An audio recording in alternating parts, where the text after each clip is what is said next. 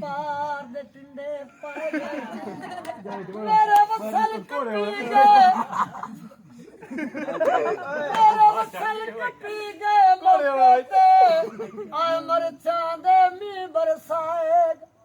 ਬੜੀ ਸ਼ੌਕ ਦੇ ਨਾਲ ਆਏ ਬਤਾਉਣ ਗੱਡੇ ਉਹਨਾਂ ਦੇ ਵਿੱਚ ਪਾਏ ਗਏ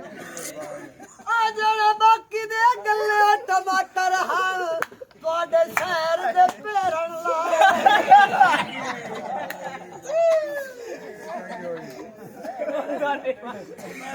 ਰੰਗ ਲੱਥਾ ਤਮਲਵਾ